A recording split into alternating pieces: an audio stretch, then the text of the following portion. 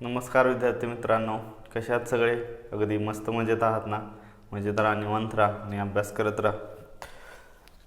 बघा, आपण problem set आपण सुरू केलेला आहे. आधीचे जे काय 5 क्वेश्चन आहेत ते आपण आधीच्या व्हिडिओ लेक्चरमध्ये बघितलेले आहेत. जर ते पाहिले नसतील तर पहिला ते बघा.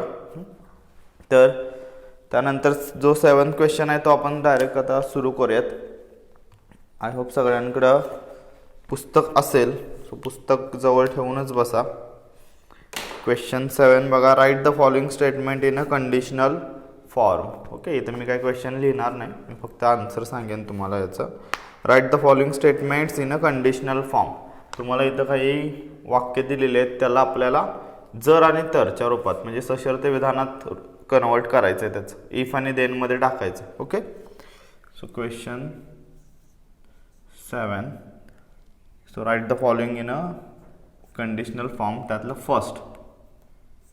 ओके, काय? Every rhombus is a square. पहिलं जे स्टेटमेंट आहे ते काय दिलं आहे? Every rhombus is a square. प्रत्येक रोम्बस हा स्क्वेअर असतो, प्रत्येक समभुज चौकोन हा चौरस असतो, असं एक वाक्य. तर हे आपल्याला जर तर मध्ये टाकायचं. ओके, सो इथं म्हणू शकतो इफ जर तर म्हणजे इफ आणि देन मध्ये. इफ अ क्वाड्रिलॅटरल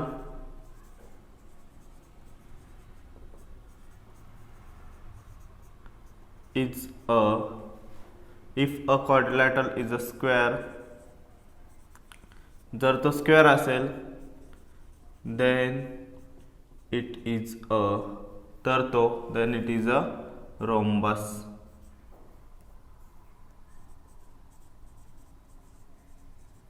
जर एखादा क्वाड्रिलॅटरल स्क्वेअर असेल तर तो रोम्बस असू शकतो किंवा उलटं पण करू शकता. If the quadrilateral is a rhombus then it is a square. Okay, next बघा, समजतंय का? सोपं आहे. इफ आणि देन मध्ये आपल्याला लिहायचं, कंडिशनल फॉर्म मध्ये लिहायचं.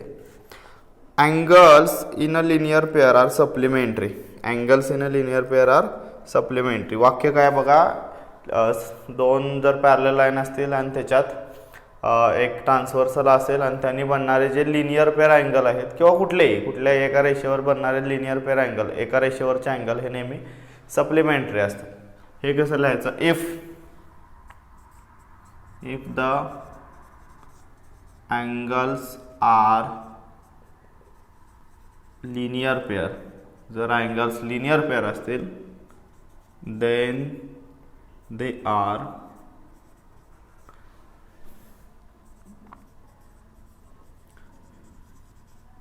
Supplementary to each other. तर ते एकमेकांना सप्लिमेंटरी असतील. Okay, now next see. A triangle is a figure form by 3 segments. A triangle is a figure which is form by 3 segments. Okay, so triangle म्हणजे त्रिकोण ही अशी आकृती आहे जी 3 रेषाखंडांनी तयार झालेली आहे. Now how we can write it? A triangle, if a figure is its triangle, then it is formed by 3 segments.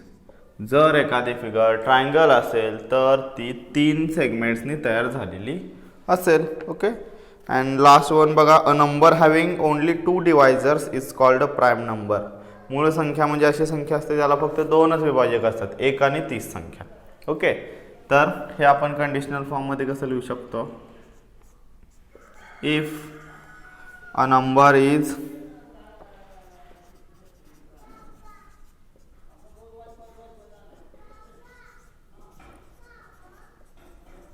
prime number then it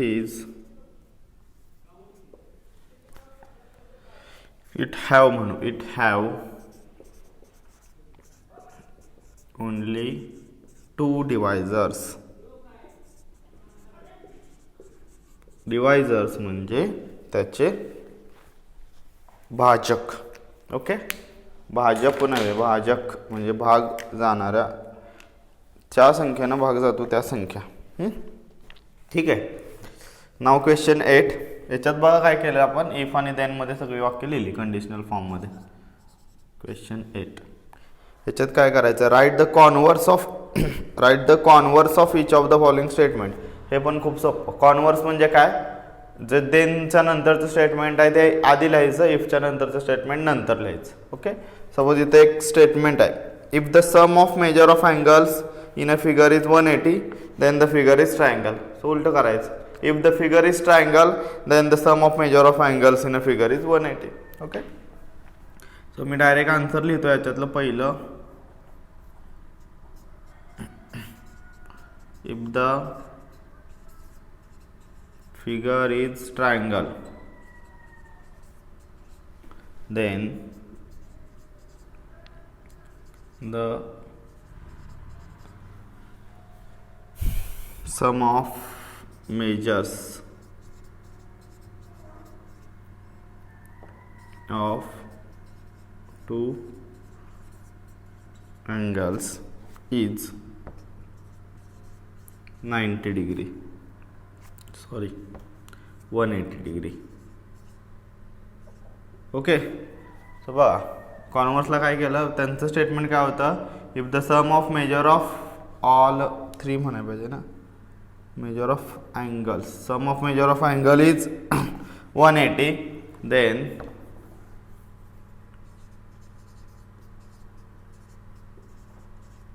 then the figure is triangle. आपण उलट केलं, if the figure is triangle then the sum of measure of angle is 180.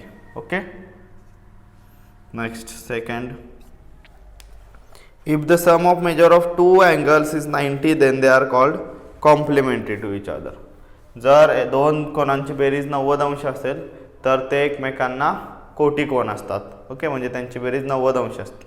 हे आपण उलट करू शकतो, जर ते कोटी कोण असतील तर त्यांची बेरीज 90 अंश. Okay. If they are complementary to each other then the sum of two angle is 90 degree.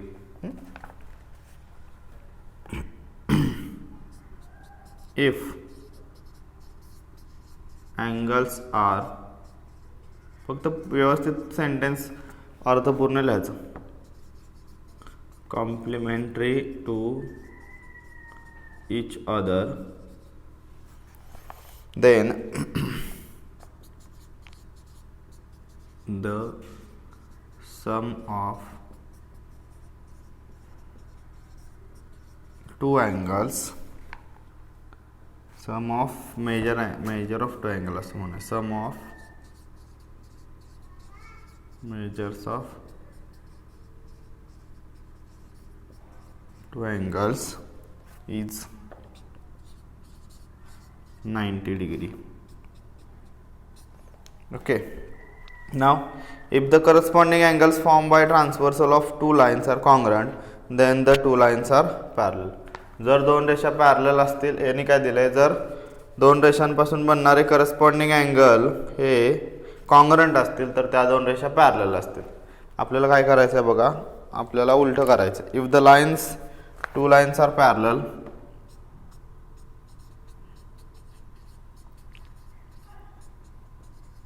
lines are parallel then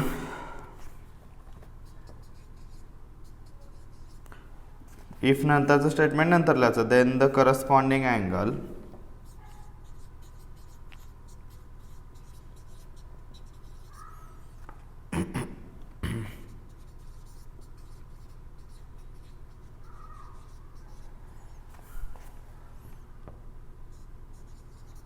by transversal of two lines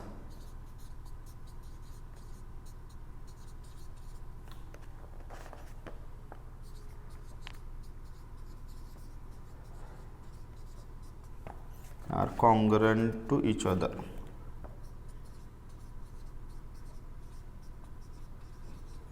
Okay.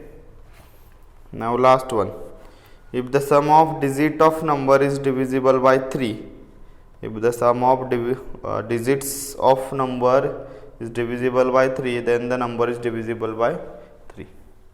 म्हणजे एखाद्या संख्येच्या बेरजेला जर 3 ने भाग जात असेल तर त्या संख्येला 3 ने भाग जातो असं यांना म्हणायचं. तर हे आपल्याला कॉन्व्हर्समध्ये लिहायचं आहे. जर एखाद्या संख्येला 3 ने भाग जातो याचा अर्थ त्या संख्येच्या बेरजेला सुद्धा 3 ने भाग जातो. If the number is divisible by 3 then the sum of digits of number are also divisible by 3. Okay. If the number is divisible by 3 then sum of its digits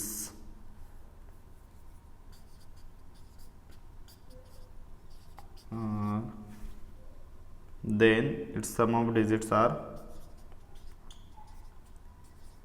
divisible by 3.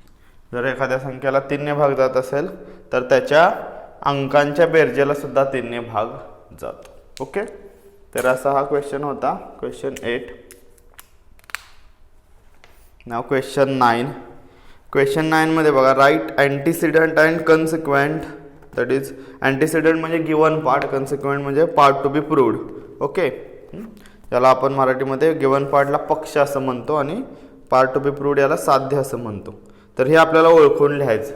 तर सोपं असतं बघा. If आणि then पर्यंत जे असतं, if आणि then पर्यंतचं जे स्टेटमेंट आहे हे गिवन आहे आणि हे त्याच्या पुढचं जे स्टेटमेंट आहे ते आपल्याला प्रूव्ह करावं लागतं. So that is part to be proved. Okay. समजलं का बघा.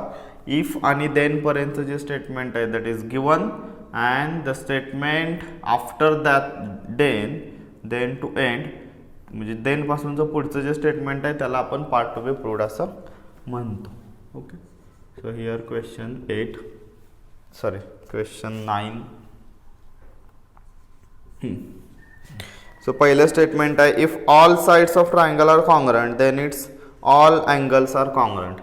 जर ऑल साइड्स ट्रायंगलच्या कॉन्ग्रंट असतील तर त्याचे अँगल्स सुद्धा कॉन्ग्रंट असतात. सो याला गिवन बघा, इफ अँड देन पर्यंत all sides of triangles are congruent. So given part काय आला, इथं मी असं लिहितो गिवन. सो गिवन पार्ट आला all sides of triangle are congruent. Okay. Then part to be proved. To be proved part,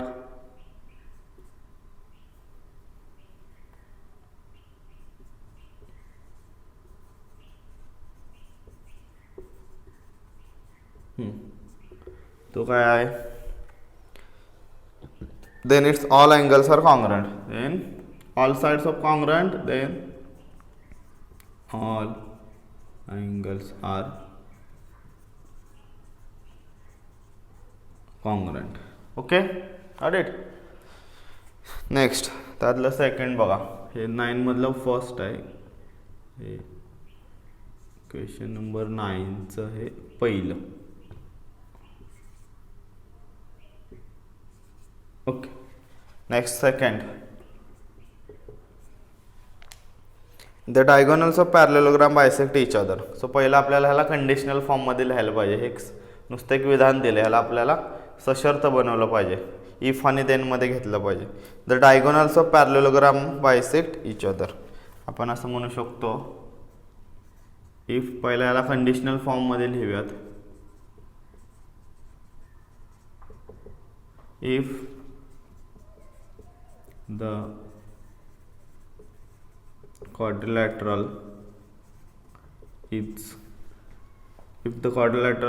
is parallelogram, then diagonals are bisector to each other. जर एखादा quadrilateral parallelogram असेल तर त्याचे diagonal एकमेकांना bisector असतात. Okay. So हा conditional form आहे, याचा आपण गिवन पार्ट सांगा बघू. देन गिवन पार्ट काय असेल याचा, इफ आणि देन पर्यंतचा. The quadrilateral is parallelogram.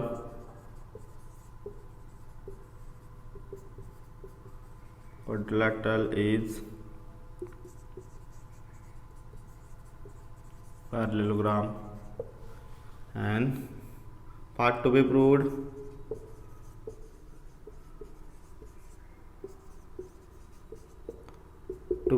Part. Okay. The next, त्यानंतर काय असेल, diagonals are bisected to each other. Then नंतरचा जो पार्ट आहे तो to be proved. The diagonals are bisector to each other. Okay, समजला. So that is question 9. Now last question from this problem set, question number 10. So here what you have to do, they have asked, draw a label figure showing information in each of the following statement and write the antecedent and consequent. तर आपल्याला काय म्हणायचं आहे, draw label figure आणि त्याचा given part आणि to be proved part पण लिहायचा आहे. पहिला त्याच्या आकृत्या काढायच्या आहेत. Two equilateral triangles are similar. दोन इक्विलॅटरल ट्रायंगल आहेत, ते सिमिलर आहेत. त्याचं गिवन आणि टू प्रूव्ह लिहायचं आपल्याला. ओके, सो बघा त्यातला पहिला स्टेटमेंट काय दिलं आहे, two equilateral triangles are similar. Okay, so पहिला दोन इक्विलॅटरल ट्रायंगल काढतो मी. हा एक असेल इक्विलॅटरल ट्रायंगल, म्हणजे the triangle which having all sides are equal. तीन इक्वल साइड असलेलं ट्रायंगल इक्विलॅटरल म्हणतो. सो अजून एक छोटासा इक्विलॅटरल ट्रायंगल काढतो, त्या पण साइड्स इक्वल आहेत. A B C P Q R. Okay, तर हे झाले त्याची आकृती. आता आपल्याला गिवन आणि ते पण लिहायचं आहे. गिवन काय आहे याचा, given two equilateral triangles, triangle A B C and triangle P Q R R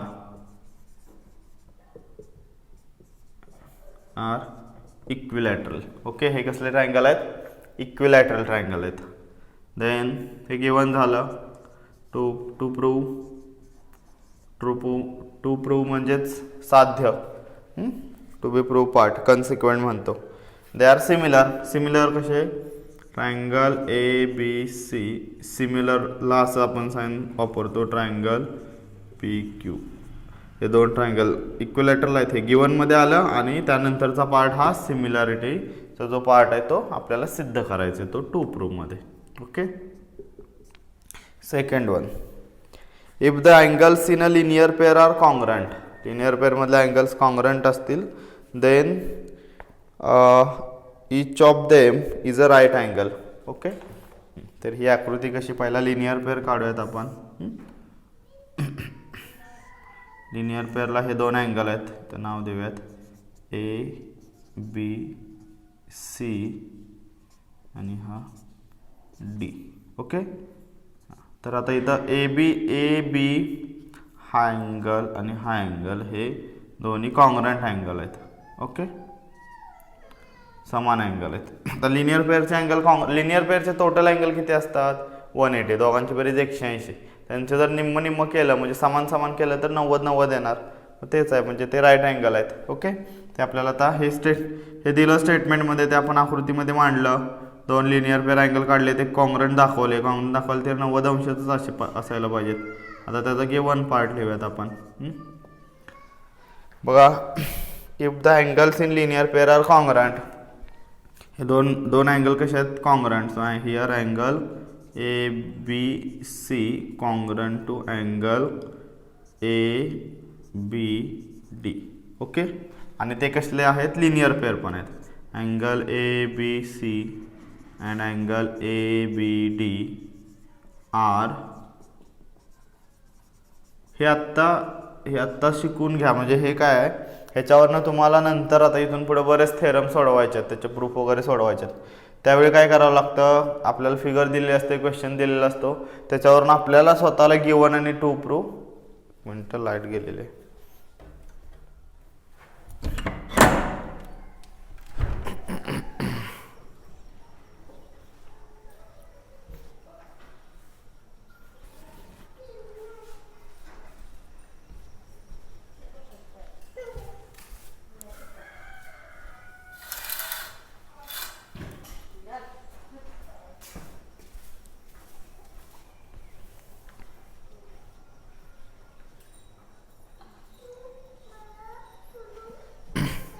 okay.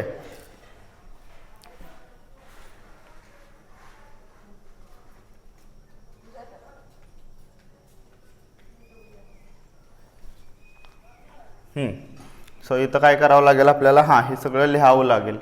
So angle ABC आणि angle ABD are linear pair हे दिलं आहे आणि ते कॉन्ग्रंट आहेत.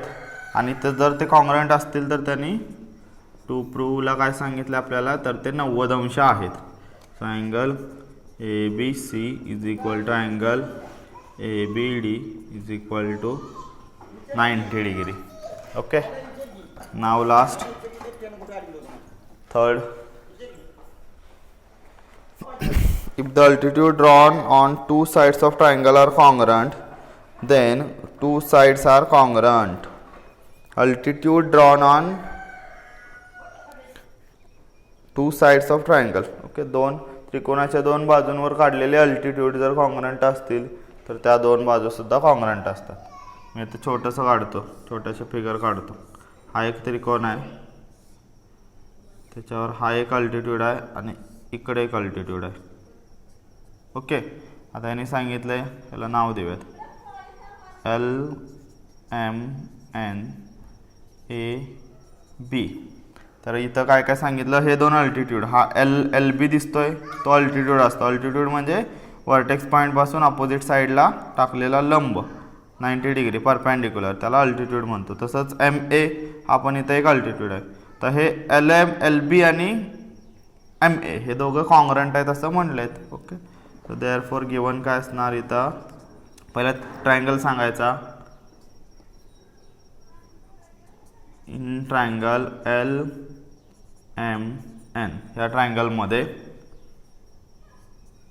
कोण अल्टिट्यूड आहे, LB. सेगमेंट किंवा अल्टिट्यूड म्हणावं वाटलंच तर, अल्टिट्यूड LB अँड हे तुम्ही स्टेटमेंटमध्ये लिहिलं तरी चालेल. अल्टिट्यूड, आता अल्टिट्यूड आपण परपॅन्डिक्युलर दाखवतो त्यामुळं याला असं म्हणू शकतो, segment LB perpendicular side MN. Similarly segment MA perpendicular side LN. आणि त्यांनी काय सांगितलं तिथं,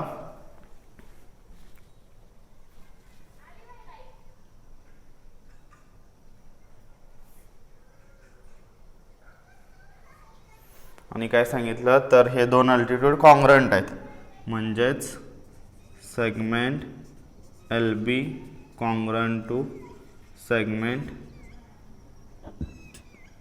MA. ओके. आता ह्याच्यावरून काय सांगितलंय, काय प्रूव्ह करा, तर साइड्स कॉन्ग्रंट असतील. सो देअरफॉर टू प्रूव्ह, थोडंसं इथं मी लहान अक्षरात लिहितो की आपल्याला हे सगळं संपवायचं आहे. टू प्रूव्ह देअरफॉर तर दोन साइड, कुठली साइड ही, ह्याच्यावर कुठली MN side MN congruent to side LN. Okay. तर हा अशा पद्धतीने तुमचा प्रॉब्लेम सेट संपलेला आहे. थोडक्यात हा पूर्ण चॅप्टरच तुमचा संपलेला आहे. ओके. पण नेक्स्ट व्हिडिओजमध्ये आपण पुढचं चॅप्टर बघूयात. तोपर्यंत हे व्यवस्थित लिहून घ्या. तुर्तास सर्वांना धन्यवाद. नंतर पॉज करून हे व्यवस्थित लिहून घ्या. बरं आहे.